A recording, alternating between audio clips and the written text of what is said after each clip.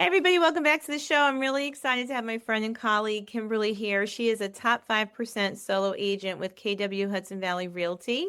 And Kimberly Bellamy is not just selling homes, she's building a bridge to the American dream.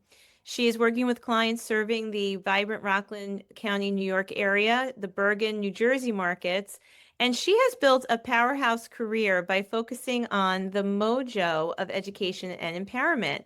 So you know that I had to have her on the show. She's a bilingual realtor. She specializes in guiding first-generation families through the complexity of their real estate journey. But beyond the closing table, she is really truly a community catalyst, from hosting educational seminars that demystify home ownership to leading the Blessing Baskets initiative, which we're going to unpack for you guys today, to feeding local Rockland families. She believes that real estate is the ultimate vehicle for making a meaningful impact.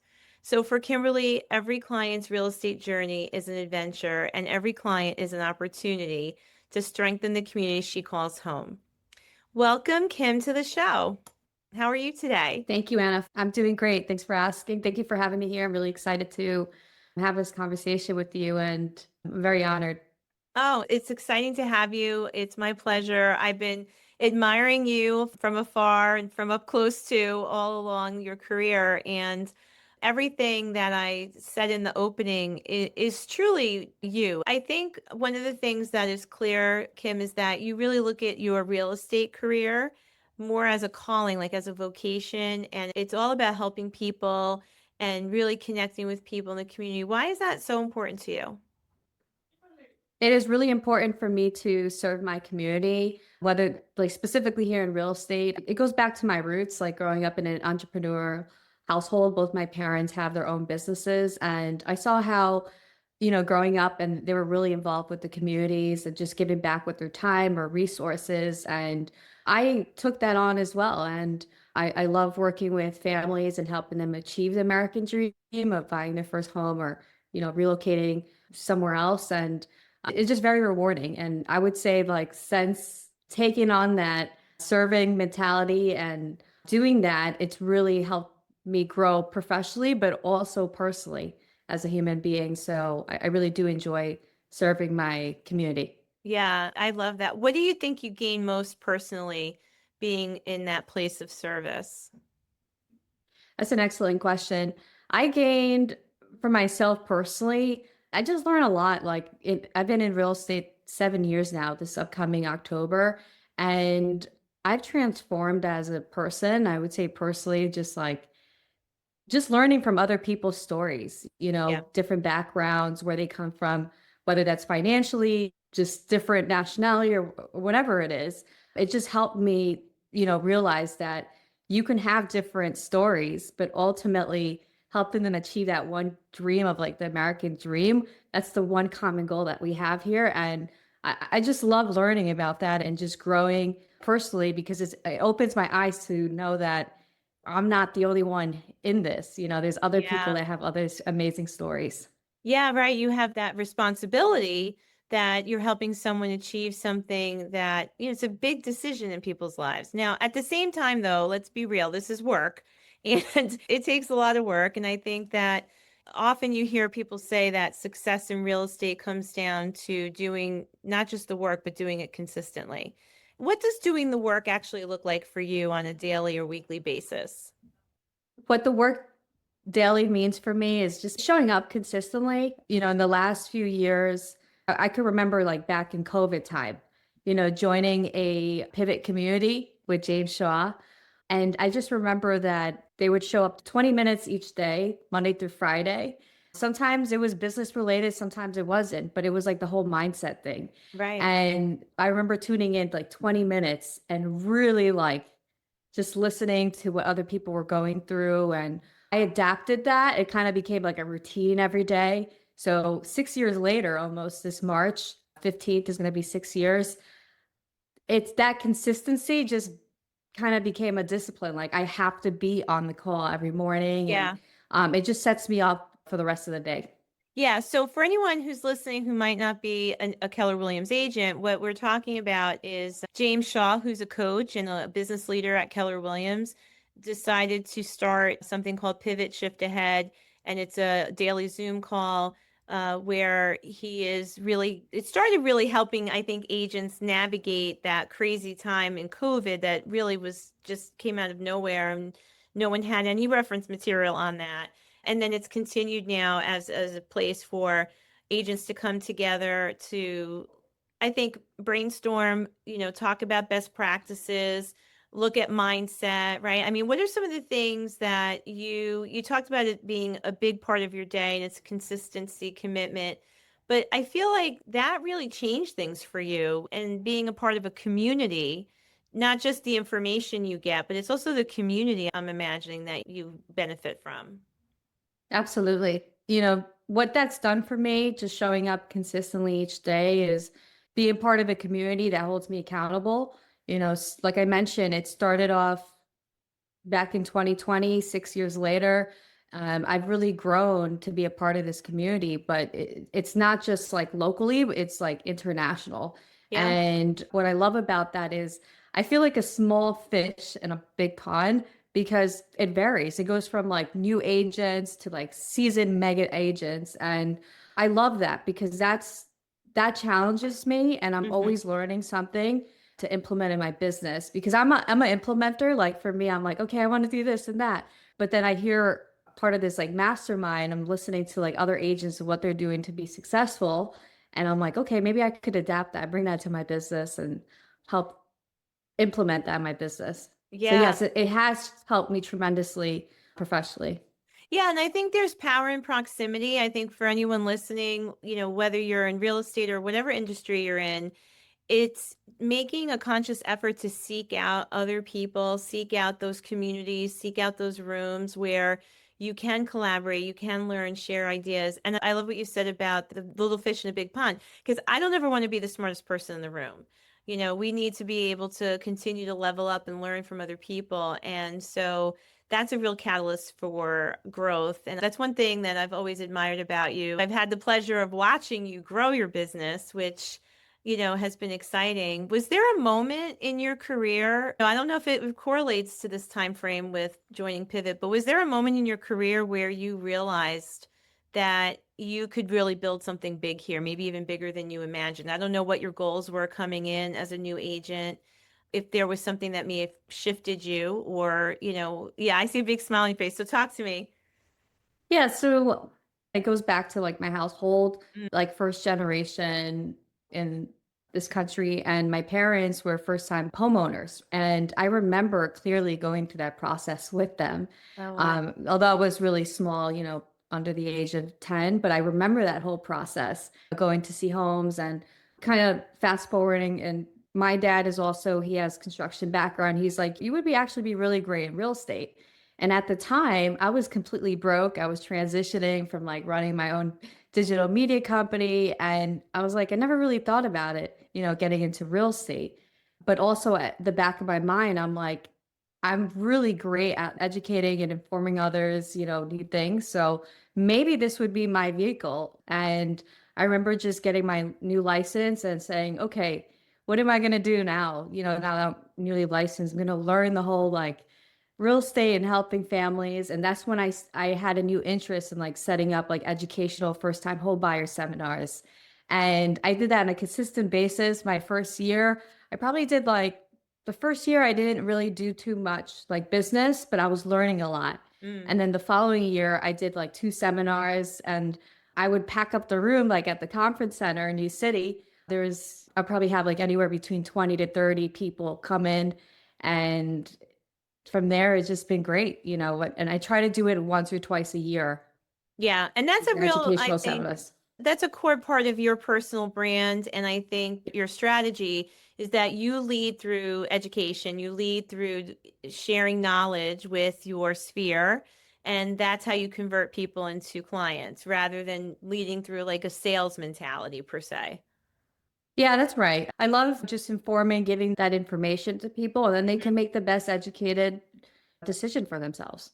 Yeah, I think what this shows too is that you're a growth-minded individual, which we know is another key attribute of a high achieving individual is to be learning based or growth minded. And, the flip side of that is that you invest in your own education and other than pivot shift ahead, I know that you have gone to other conferences. And would you say that your decision early on to invest your time and some money in your personal development and your professional knowledge has shaped the trajectory of your business? Absolutely. This past year, I probably attended two or three different personal development slash business conferences. And every single time I go, I'm sitting there as a student. Like I'm there to learn Mm. new things and implement and, not, and also separately because I've invested in like doing the conferences, I also have a business coach as well. So I'm always learning and I'm having that mindset that okay, I want better and I want to know like how I can get new information so I could share with others. Yeah. Yeah. What happens to your thinking as you surround yourself with all of these people? And, you talked about being around some big producers and big thinkers. So, how does that change the way you think as you start operating? And do you find like you start striving to operate at higher levels? Absolutely. It has like more of that rub off effect. Like you're in Yeah. a room with like all these like top producers or just people just starting off and like you're thinking like, wow, this is really impressive. Like they could do this. Maybe I could do it also, right? And it really does rub off with like I notice every time I go away, I either for a conference or I always come back with like more business, Right. and like just motivated and And don't you I feel like seem to be being, busy. yeah, and don't you feel I like being in those environments teaches you things that you might not have ever really learned on your own, or certainly not as quick? Absolutely. Yeah. Yeah, I always use this analogy when we were kids and the big snowstorms that we've had this winter. You don't want to be the first kid out the door because it's the hardest. You want to be the second or third kid out the door that can go in the footprints. And that's really what this is about is knowing that there are people who have done the work and built big businesses, even though their model might be a little different or their mission might be a little different. Success does leave clues. And, we're in a company that is built on systems and models. And do you find that that is a big part of your success too, is that you're following certain models? And if you are, how do you know when it's time to adapt? Because sometimes we have to stick to something long enough for it to work, but then there are other times we have to make a change. So as a business leader, how do you make those distinctions? Yeah. So as a business leader, I just like everyone, I get frustrated. Yeah. I've noticed that when I get to that point of like that ceiling of what do you call it, that you want to break through that ceiling and Yeah, like you feel a that lot of that feeling of achievement. Yep. exactly. And I just feel a lot of frustrated. I'm like not motivated and I'm like, okay, when I'm feeling that way, I'm like, okay, I need to do something to Yeah. change how I'm feeling right now. Or I'm like one of those action people. So I'm like, I need to get into action, do something different in order for me to get motivated and get going. So for me as a business leader, I always like when I'm getting to that point, I realize it. And then I'm like, okay, let me jump on this mastermind or let me reach out to another agent that maybe has gone through this. So, Yeah. kind of get me out of that mindset. Sure. Yeah. And as the CEO of your real estate business, do you Yes, feel, in addition to your knowledge about the industry and your knowledge about business in general, that you've also grown as a leader? Have your environments helped you to become a better leader? absolutely. I'm surrounded, like, I wish I could take all the credit, but I can't. I'm surrounded by really great people in my life. Like, I've only been in the business, like I mentioned, 7 years this upcoming October. And I just surround myself with really smart people that have been in the industry like 20, 30 plus years. And I love collaborating with them. I'm not afraid to ask questions, reach out to them if I don't know anything. And I'm growing that way. But also, I know that when I go to these mentors of mine or people in my team, they're like, well, that's interesting because I never heard of that. And, we kind of worked through it together. Oh, that's So good. it just go to say that, like, you shouldn't be afraid to like ask questions and come out of curiosity because whether you have that question, someone else has it. And I've learned as like a leader, whether here in real estate or anywhere else, like I know that powerful questions kind of leads you to seeking information Yeah, and helping others. for sure. So I'm going to ask you this question too, that, the difference between discipline and motivation, right? Because I think a lot of times we do talk about motivation, and yet I think what it takes to be super successful at a high level in real estate is more the discipline, right? Because I think sometimes success can look almost glamorous on the outside to a lot of people, right? They see the Yeah. highlight reel, but it's really about knowing what you need to do when the motivation slips, as it does. And I know you touched on that a second ago. So, what does discipline mean to you, and how do you, I guess, hold yourself accountable to the discipline? It's an excellent question.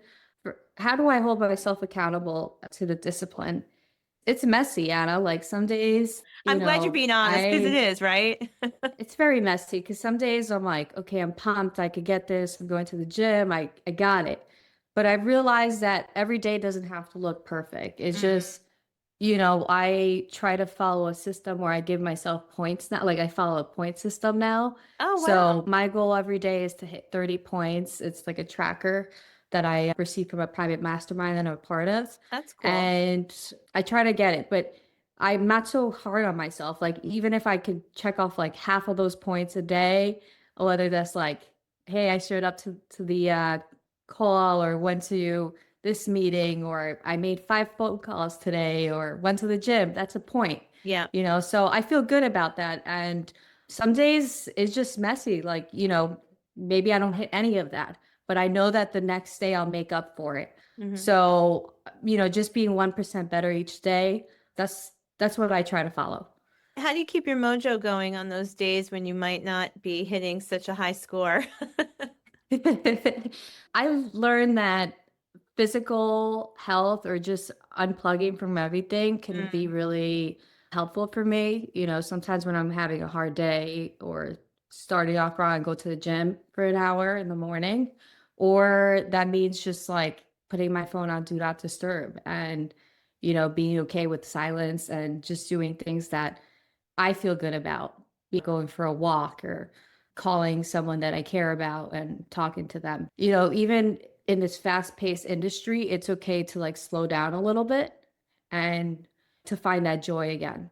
Yeah, So because then the next day you could bounce back. it's always about the give and the take, right? And then sometimes things have to shift. Something might shift personally in order for you to accomplish something professionally and vice versa. So, what's next for you when you think about your next level? What are some of your goals and some personal shifts maybe that you're even making as your business is growing?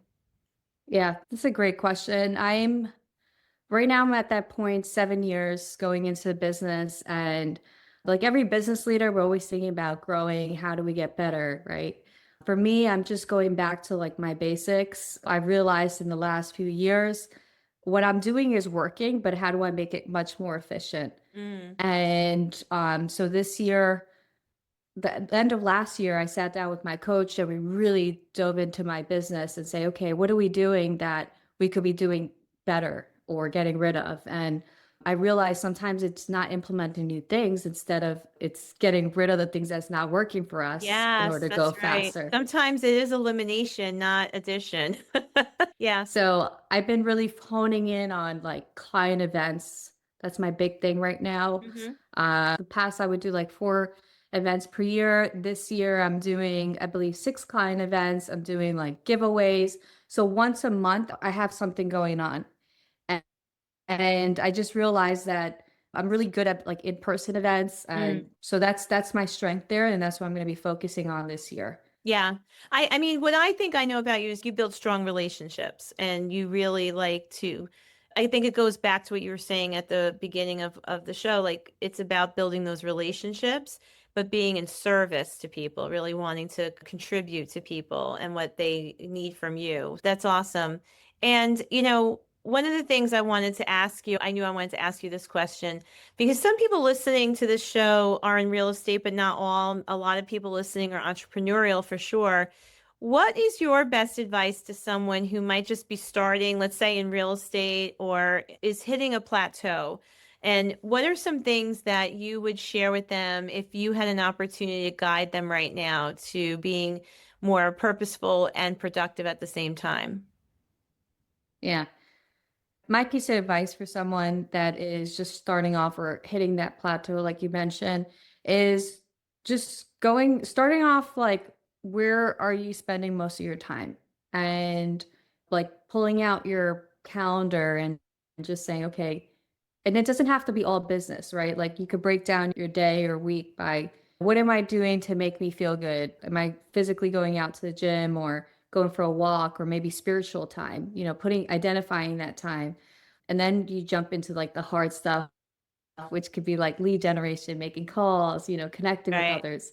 So my piece of advice would be just going through your schedule and seeing where your best time and effort should be. And you'll realize, and what I've realized by doing that is sometimes you could gain time back and get rid of like all the things that are not necessary and really focus on like what brings you joy. For sure.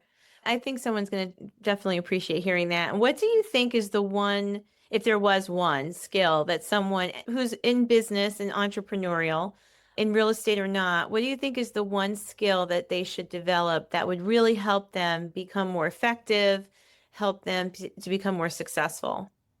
One skill, just being true to yourself. Mm, I like this business is about like connecting mhm. on like one-on-one or being in a group setting, just being authentic to yourself and like just you don't have to change in order to be successful. I mean, there's systems in place that you could put in place, but if you're authentic, true to yourself, then naturally you're going to attract the right opportunities. And that's what I share with everyone, and what's made me successful in this business is just being true to myself. I love that. I love that. So what's your biggest challenge right now, if you had one? My biggest challenge right now is we've always had that, like as a business leader, I just came out of one of my best years in business. Can I do it again? Right? That's Oh, the big question, right? Can I do it all over even again? all these years later, you still think about that? You still worry, like, can I keep this going? It's one of I think when you strive to be like improve each and every year, right? And especially being like a sales industry, you always Yeah. want to be like, can I do more? So my biggest challenge right now is really identifying, okay, what can I do? What's slowing me down in this business? How do I focus more on the things that really worked last year? Kim, another question I have for you is around, just being a woman in business. I talk a lot about women in leadership and women business owners. Do you think that we have a different vantage point as women leading businesses and being founders of businesses? That's a good point. Yeah, I mean, absolutely. The industry has always focused on like you could be very successful in this business on your own. But I think as a woman nowadays and like being your own business leader and growing, we're at an advantage because we have so many resources available to us. Like we don't Mhm. have to do it alone. Yeah. Specifically speaking for myself and my business, I'm reaching out to other successful women that are killing it. They're balancing their real estate business and also being a parent, and reaching out to them and saying like, wow, you did this. I'm looking to do this one day, right? So I think the advantage is like we don't have to do this alone. Right. You could reach out to other people and be part of those circles and having people on your team that can help support you where you want to go. So, if there's a woman listening right now who wants to build a bigger business and she's having some doubts and maybe struggling a little bit, wondering if she's truly capable, what would you say to her? That's an excellent question. I would say, like for me, because I still struggle with that, right? Mhm. When I'm at that phase of my life, kind of like stepping aside. Like I just recently got married last year, and I'm Yeah. also thinking about the future, starting a family. And I'm thinking like, how do I do all this? Yeah. Balance the business side, but also becoming a future parent and everything like that. And I just have to remind myself that I'm not the only one that's thinking that, or going through this. There's other women that have gone through it and they're doing just fine. My piece of advice for them would be like, relax, just relax and like I follow great women like Rachel Lee from California, also Taylor, I believe she's down in the Carolinas. Excellent women business leaders, and they're also moms and very admirable. And just follow your best like influencer, and like Mhm. they're doing it, you can do it also. Yeah, and I think that there are things that you can learn from people who are willing to be transparent and vulnerable too. Because again, like sometimes you see the highlight reel and it's just Right. understanding, you said it earlier, it's messy and some days are messy as a business leader, as a parent, and yeah, you can have it all. Maybe not have it all at once at the same time, but you can have it all.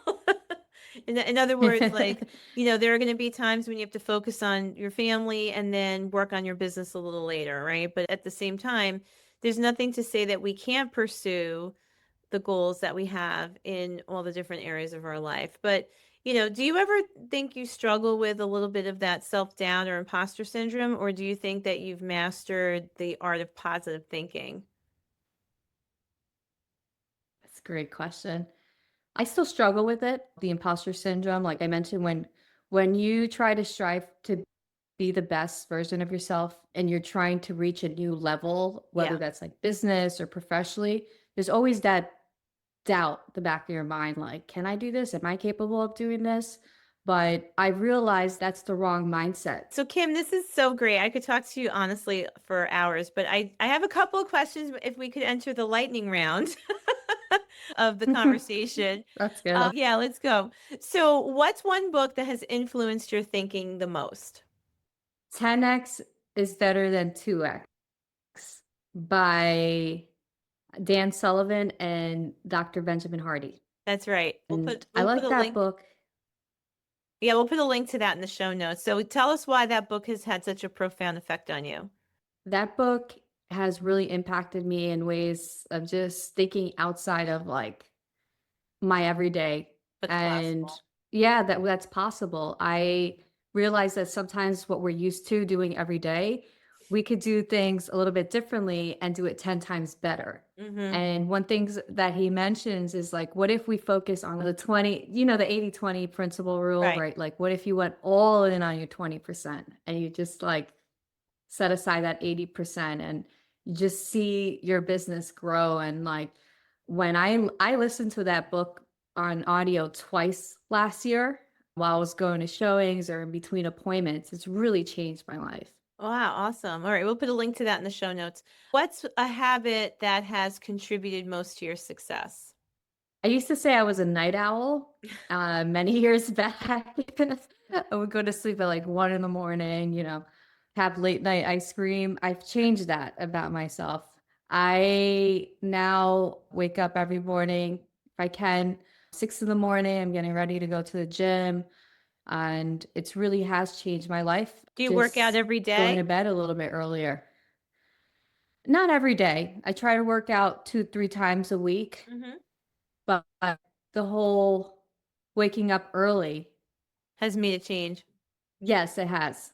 That's awesome. Okay, what's something people often misunderstand about high achievers?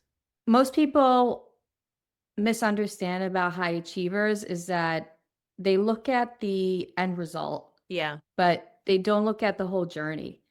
And every journey is different. It's an adventure. Like I mentioned, some days are messy, some days can be perfect. It's like, how do you show up after the day that everything went well. So most people misinterpret that. Like they look at like, oh wow, it's top producer. You have all these awards, making all this money, you have all these clients, right? But they don't realize that the journey looks like this. Yes, right. And it's bumpy. And again, how do you avoid that?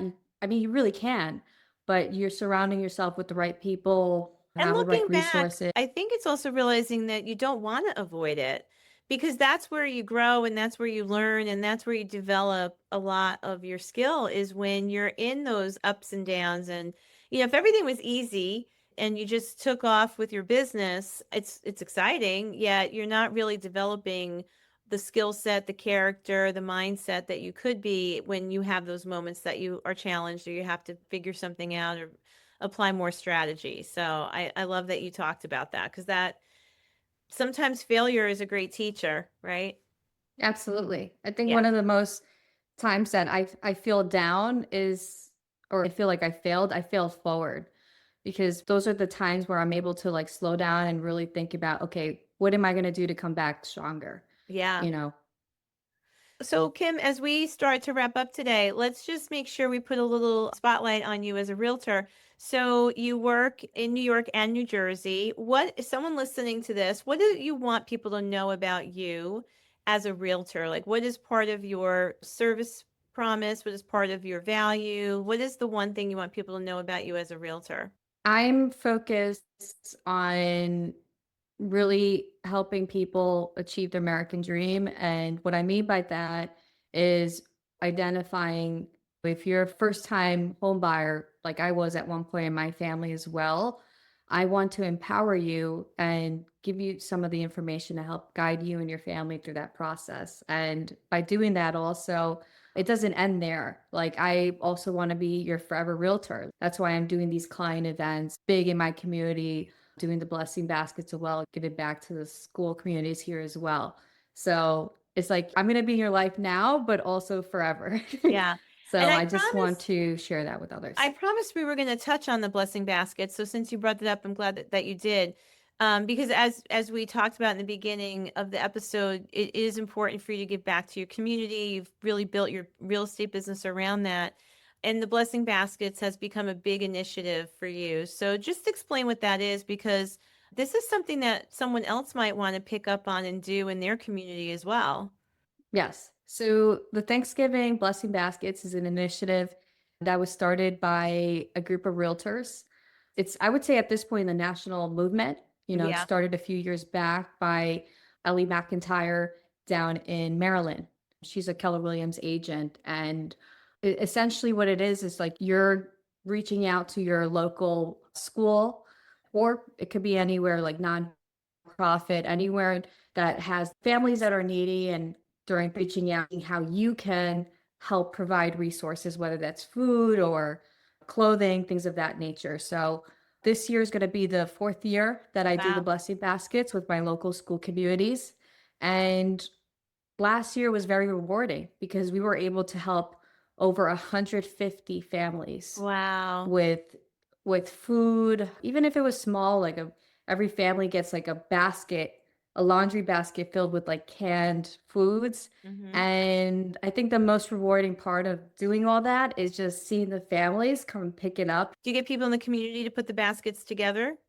Yes. So that's the purpose. We're reaching out to local residents, clients, vendors to get the word out. So how the baskets get assembled, basically you have volunteers, people like, hey, I'm going to get shop this whole grocery list, put it together, and then they come at the drop off event, you know, a week before Thanksgiving. They drop it off and the family comes and picks it up. That's awesome.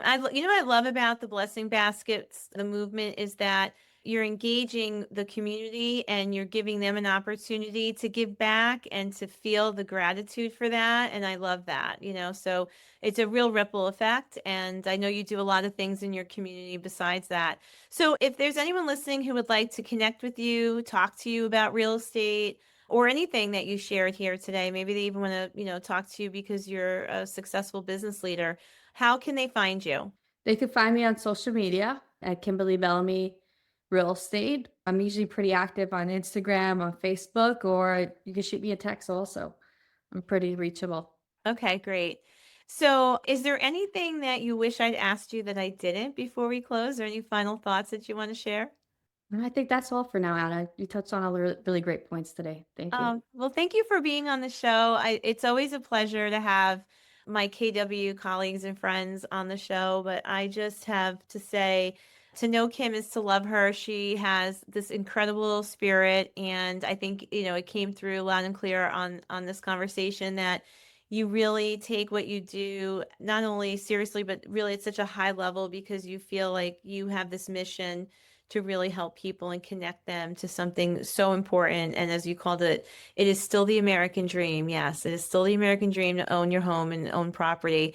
And I love that you've grown tremendously over these last few years to be one of our top producers and really one of the top realtors in the country. And that is just an amazing thing to see.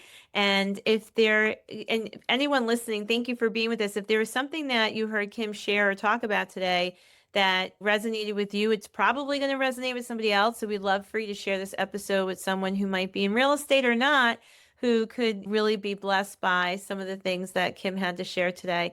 So, Kim, thanks so much for joining me, and I'll definitely see you soon, and I'll see all of you in the next episode. Thanks again.